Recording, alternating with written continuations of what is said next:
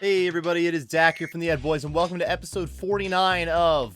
Wait a minute, this hardcore Iron Man is still alive? In last year's episode, I drudged my way through some agility gains in an attempt to knock out one of the more annoying 99s in the game, and now in this episode, it's time to do that with Runecrafting. We've mostly got Runecrafting levels for this episode, but a few other highlights in there too. First, we're gonna have to rewind back to before Guardians of the Rift, like before it was ever even a thing.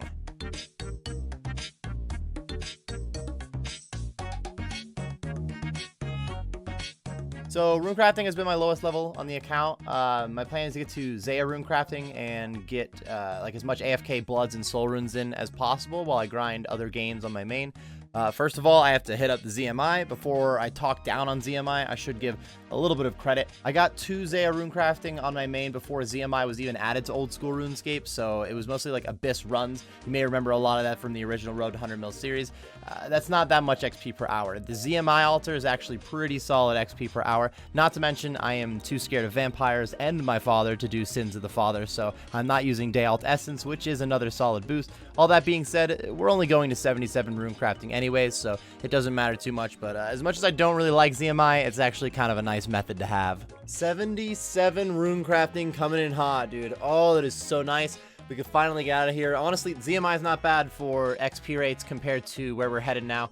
I'm going to be getting a little bit less XP per hour now that we have Zaya Runecrafting, but I really am not that motivated to continue doing just a bunch of bank trips. It wouldn't kill me to keep doing more ZMI for the faster XP, but honestly, in the long run, just getting to AFK and multitask a little bit of Runecrafting here, I'm probably going to get more hours in, so I mean, maybe we could wrap up this 99 kind of quickly.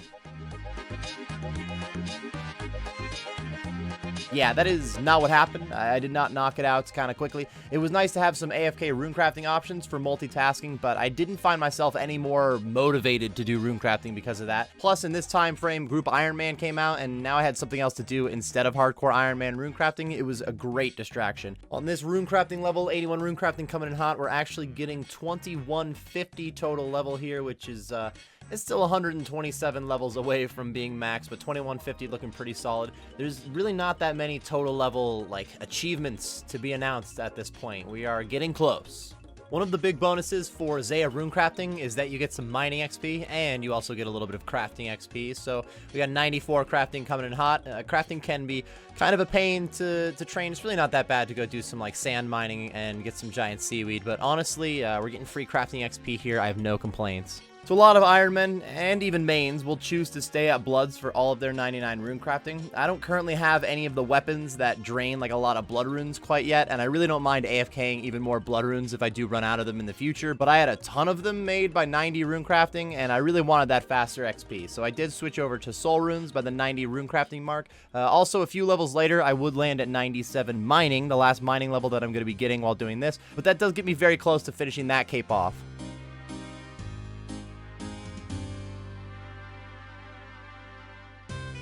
So everything was moving slow and steady as Runecrafting always does, but then Jagex decided to add Guardians of the Rift. I have made a few videos about Guardians of the Rift now, including a full guide that should be linked in the description. Guardians is faster XP than Zaya Runecrafting, so overall it's less hours needed to wrap up the 99. But again, the main reason that I was doing Zaya in the first place was for the AFK factor, so there was a little bit of combination of both Guardians of the Rift and Zaya Runecrafting for finishing up this 99.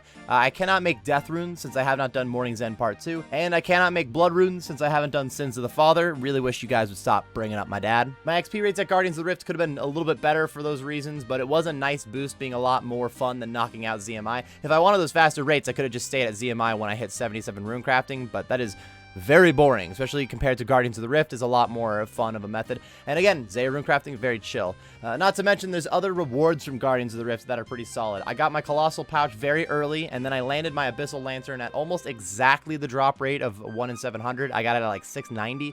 The Runecrafting outfit is also pretty sick. Having the full Raiments of the Eye outfit gives you 60% bonus runes. So overall, I'm looking to be set for a while with runes. Also, the Intricate Pouch can get you a Shield Left Half or a Dragon Spear. I already had multiples of each of these drops, so it really didn't matter too much, but it was an interesting add-on. There it is! Ah, oh. it looks so bad though. Come on, dude. 350.0001. Gotta remake the account. No! You know how long it took me to get to this point? 350 million total XP coming in on. My god, dude. It's a lot of XP. The main rewards that I got from Guardians of the Rift was just more XP gains, though. With a combination of Zaya Runecrafting and Guardians of the Rift, I eventually made it to the Promised Lands. 99 Runecraft coming in hot. Woo! I can now get 10 air runes from 1 essence. And double deets. Can't make deets, haven't done the quest. Woo, baby. Let's get out of here. And open up some rewards. 24 rewards to pull. Pet or die. 24 pulls coming in hot.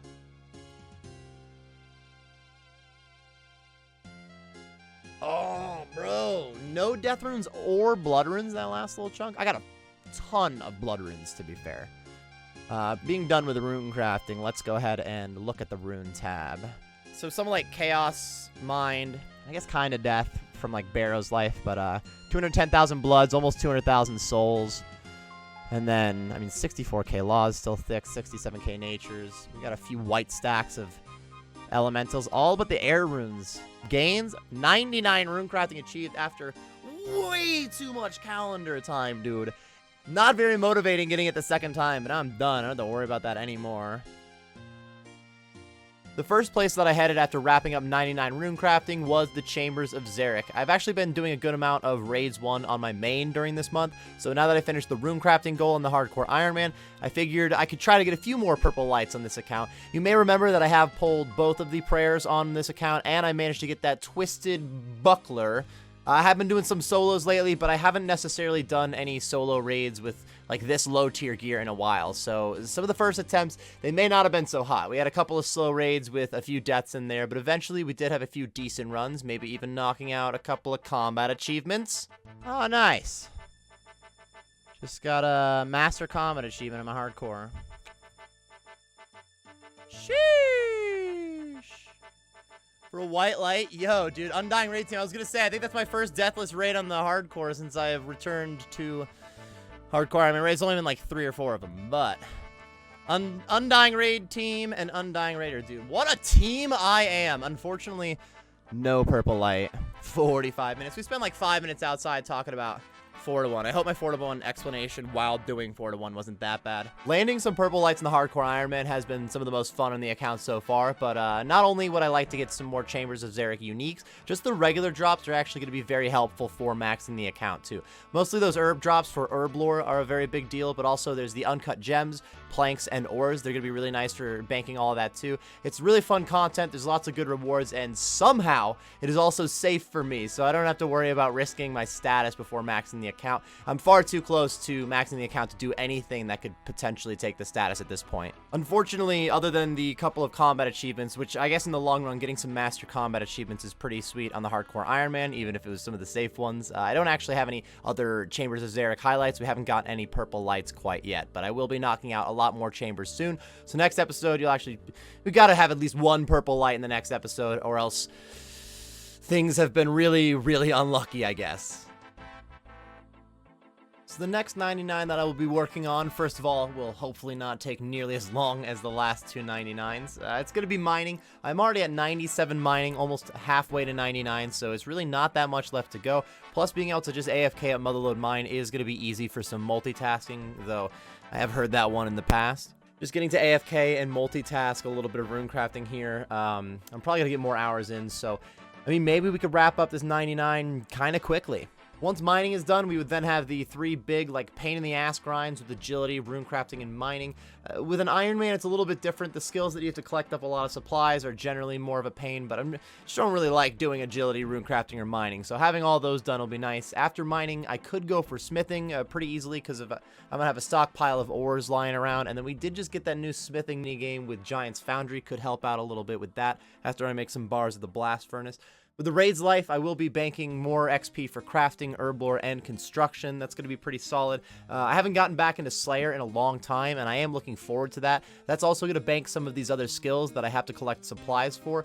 Really, the most pain in the ass skill that is left is going to be prayer. I have used most of my banked XP just to get up to 77 prayer. At least I have all of the prayers done, and I can actually use it to my advantage. But for getting 99, it is going to take a little while. I am going to have to actually throw down a bit of an attack strategy on that one. Though, again, Slayer is going to bank a little bit of it. I am going to have to actually grind out some bones and whatnot, but for now we are still on the mining life. Next episode I will be getting 99 mining, maybe early in the episode, but also there's going to be a heavy focus on the Chambers of Xeric. The last 2 episodes have taken eons to get done, but at least we are done with 2 of the worst 99s to train, and we're looking pretty home free to maxing out the account. I've still got some big plans for the Hardcore Iron Man series, and I do hope you all have been enjoying the episodes, even when they have been few and far between. That is going to wrap it up for episode 49, though, everybody. Not the longest episode here, even though it did take a long time to get out, but other than just leveling up, there's really not that many highlights when it comes to runecrafting gains. I am off to work on episode 50, everyone. Thank you very much for watching this episode, and best of luck on your grinds.